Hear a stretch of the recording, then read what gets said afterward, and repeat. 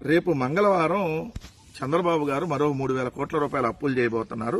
దానికి సంబంధించి సెక్యూరిటీ వేలం ద్వారా అప్పు చేయనున్న ప్రభుత్వం నోటిఫై చేసిన ఆర్బీఐ. కానీ ఎక్కడ ఆ 2 దినపత్రికలు దీనికి సంబంధించి వార్త ఉండదు.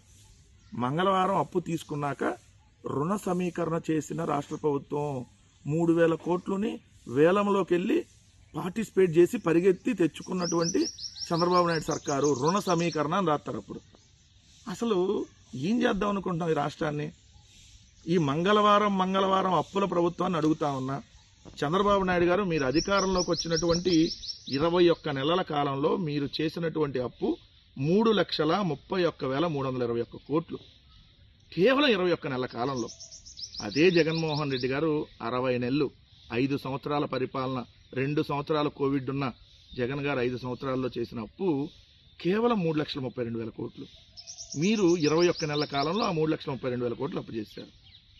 మీరు ఇప్పటి వరకు 7 సంవత్సరాలు విభజిత ఆంధ్రప్రదేశ్కి ముఖ్యమంత్రిగా మీరు పరిపాలించారు.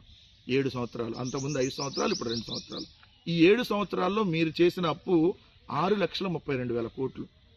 జగన్ గారు 5 ఏళ్లలో చేసింది 3,32,000 కోట్లు అయితే మీరు 7 సంవత్సరాల్లో చేసింది 6,32,000 కోట్ల అప్పు. అంటే ఈ రాష్ట్రాన్ని అప్పుల కుప్పగా చేసింది ఎవరు? మీరు అనేది క్లియర్గా కనపట్లేదా? మీరు ఎన్నికలకు ముందు చెప్పింది ఏంది? సంపద సృష్టిస్తా తమ్ముళ్ళు అన్నారు. ఇప్పుడు ప్రజల మొహాన ముష్టేశారు అప్పుల ముష్టిని. ప్రజల మొహాన అప్పుల ముష్టేశారు, రాష్ట్ర మొహాన అప్పుల బండేశారు. సో 7 సంవత్సరాలు చంద్రబాబు నాయుడు గారు పరిపాలిస్తే విభజిత ఆంధ్రప్రదేశ్కి 6,32,000 కోట్ల అప్పు. అదే జగన్ గారు 2 ఏళ్లు కోవిడ్ ఉన్న 5 సంవత్సరాలు తన పరిపాలనలో చేసినప్పుడు 3,32,000 కోట్లు. ఇప్పుడు ఈ 21 నెలల కాలంలో చంద్రబాబు నాయుడు గారు బడ్జెట్ లోపల చేసిన అప్పు 1,82,264 కోట్లు, కార్పొరేషన్ ద్వారా చేసిన అప్పు 1,01,670 కోట్లు, అమరావతి అప్పులు 47,387 కోట్లు. అంటే మొత్తంగా 21 నెలల కాలంలో 3,31,321 కోట్లు. అంటే నెలకి 15,777 కోట్లు, రోజుకి 526 కోట్లు, గంటకి దాదాపుగా 22 కోట్లు.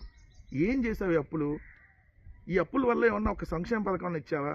ఒక పెట్టుబడిని ఎక్కడన్నా పెట్టారు రాష్ట్రంలో? ఒక బిల్డింగ్ కట్టింది లేదు, ఒక సంక్షేమ పథకం ఇచ్చింది లేదు, ఒక అభివృద్ధి కార్యక్రమం చేసింది లేదు.